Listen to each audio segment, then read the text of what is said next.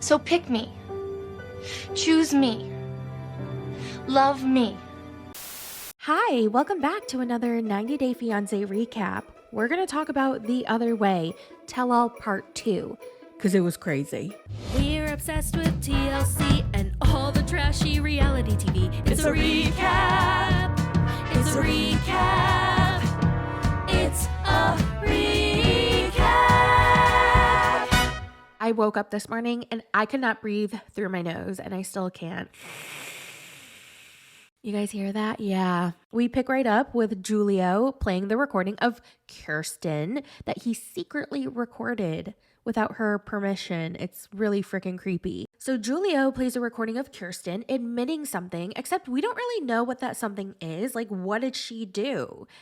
Because you know you up, right? Yeah, of course. Okay, and then you want to make me At least I admitted. Stop. At least I'm admitted. Julio was leading the conversation and he was controlling the narrative and he was spinning it in a way where Kirsten would look bad. He was just like, so you admit you effed up? And she goes, yeah, okay, I effed up.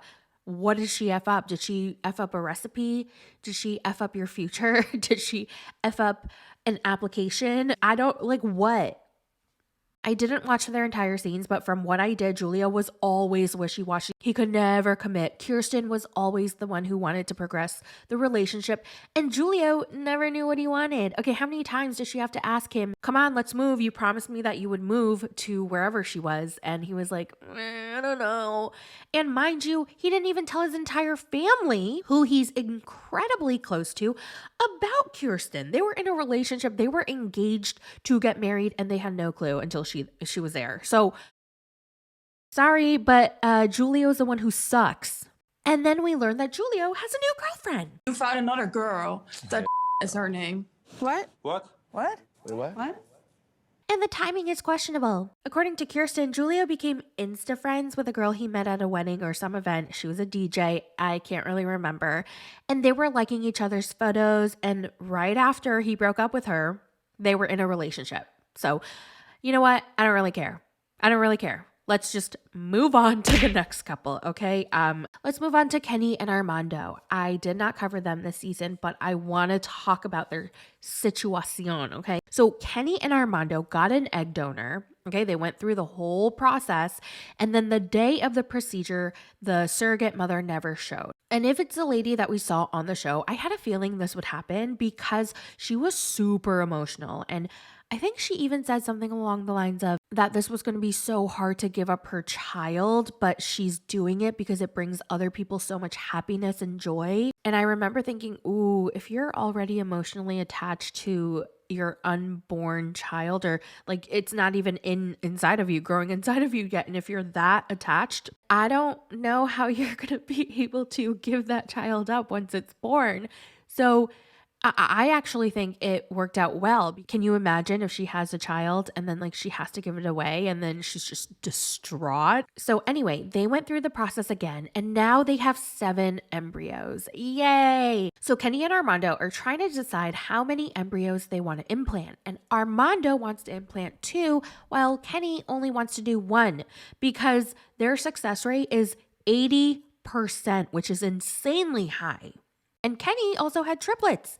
So he's a little worried that if they implant 2, that they may end up with 2 sets of twins or 2 sets of triplets, or even 1 set is a lot. And then you have 2 embryos. Whoa, that's a lot of babies. 1 would just be the safest. And Kenny's okay if 1 doesn't work, then they can implant another one. I mean, they have 7 embryos. To be on the safe side, Kenny only wants to implant 1, but Armando, like, his safe side is to implant 2 just in case the 1 doesn't work.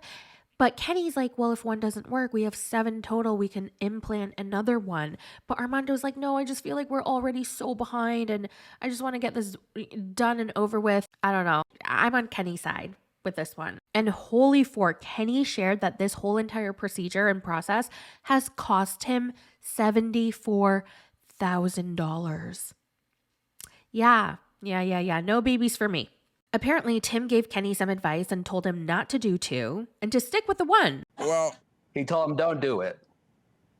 yeah, I did say that actually a while back. And I actually agree with Tim when he was talking about how Kenny loves Armando so much that If he says yes, he's only doing it for Armando. I'm pretty sure that Kenny didn't want kids in the first place. Like, he didn't want any more kids.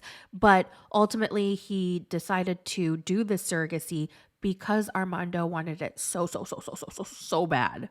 Honestly, I feel bad for Kenny. He just seems like such a loving person that he really is saying yes because Armando wants it so badly. He's 60 years old. Let the man enjoy his retirement.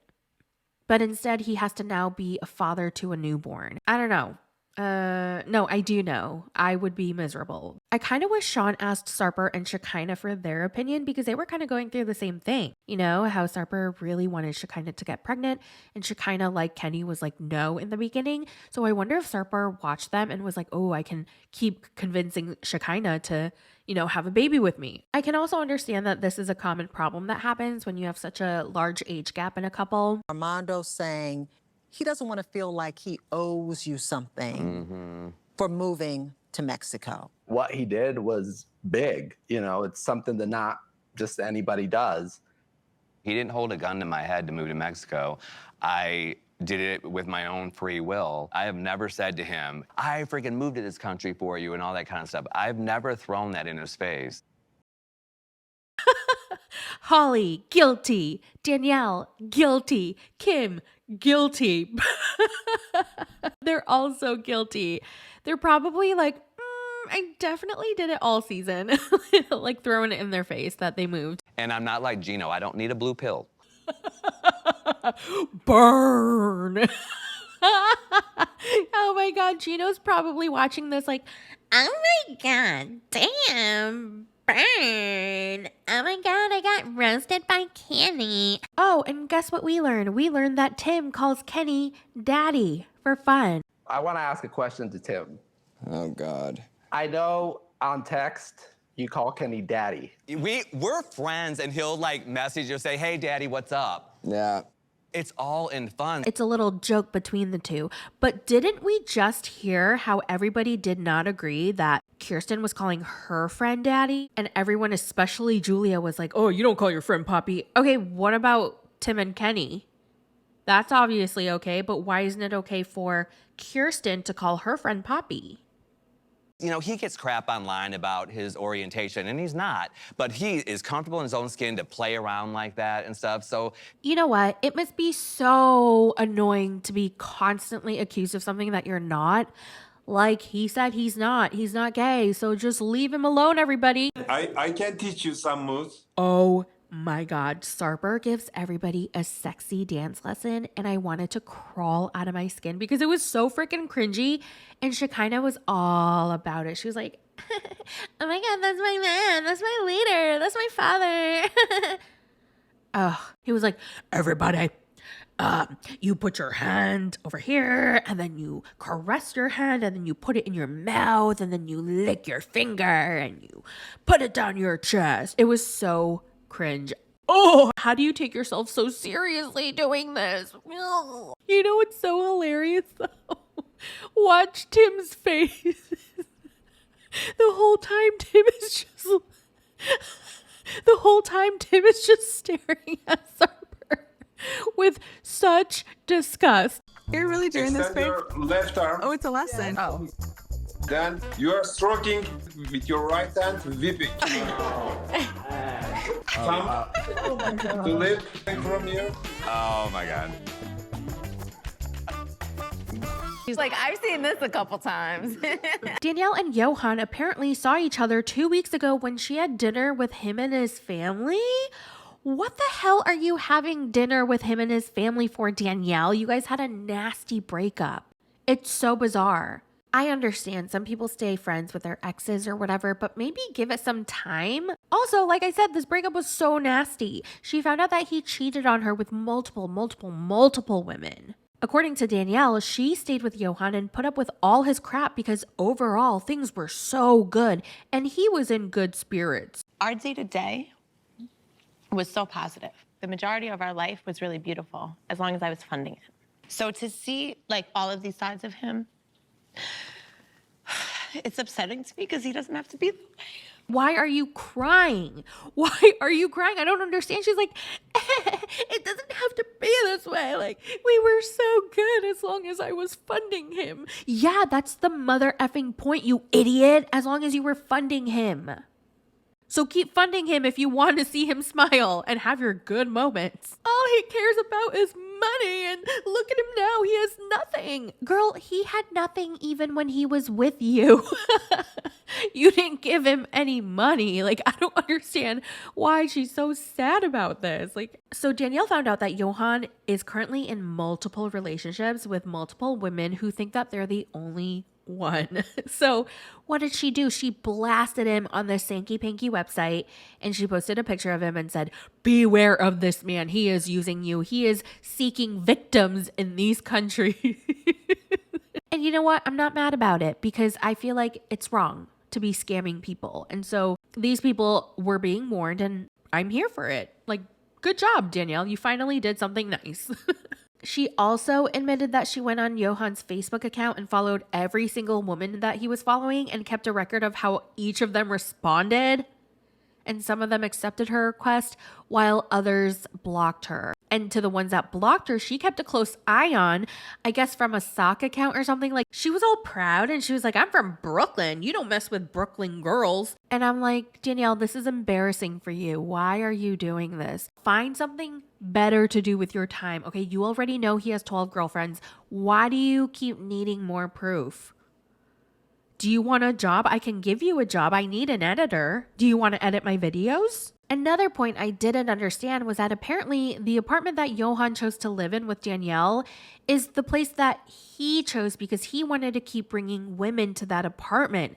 And I'm super confused because the whole season, Danielle was the one who was so picky about which apartment they lived in. Like, she was the one like, oh, I need a pool. I need a hot tub. I need this. I need that. Like, I was so confused. She also reveals that Johan took out a $10,000 loan because now he's got no hoes from different area codes to get money from. And Johan finally tells everybody who supports Danielle to go F yourself.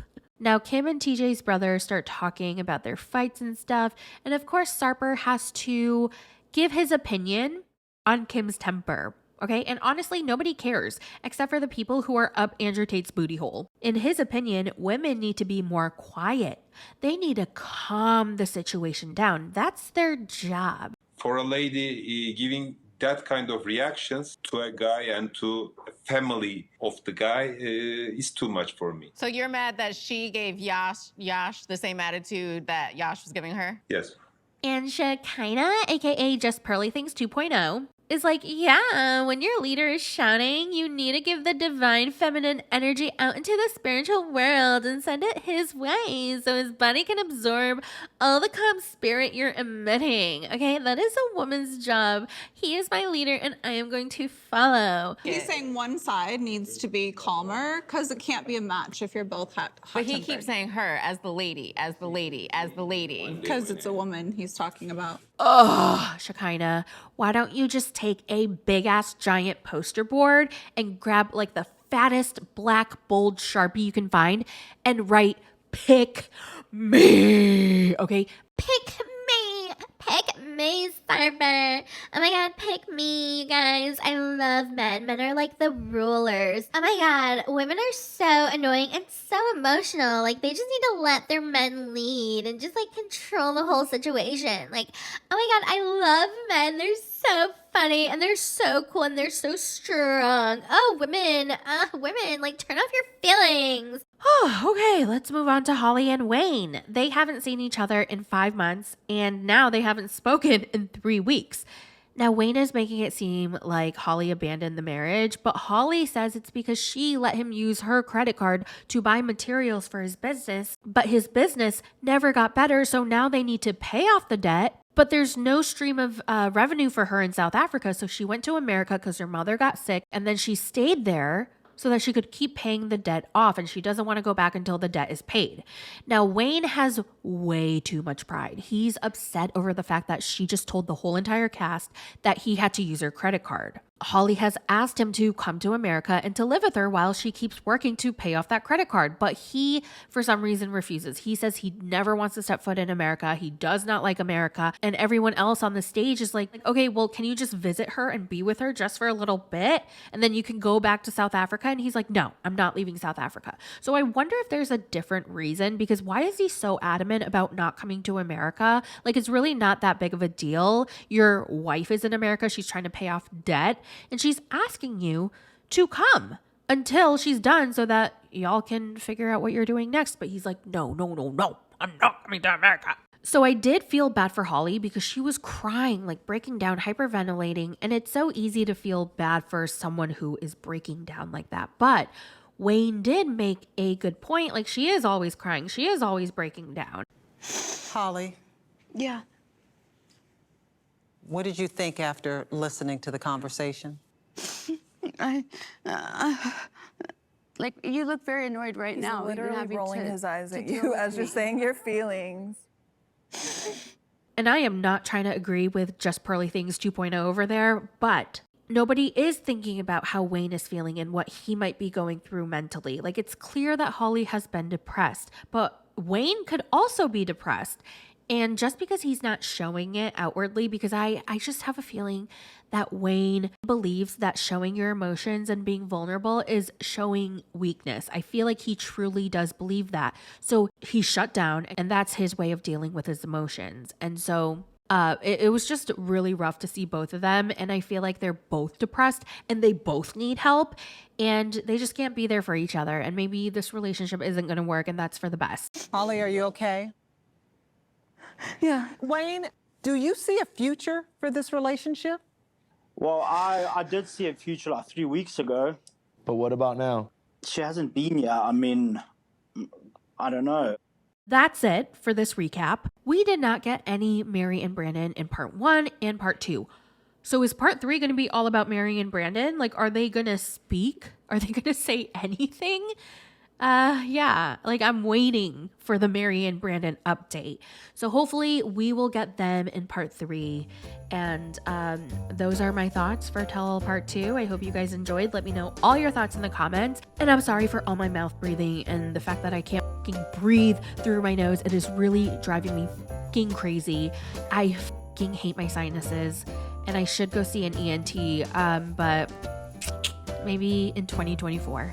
Anyway, love you guys, and I'll talk to you later. Bye!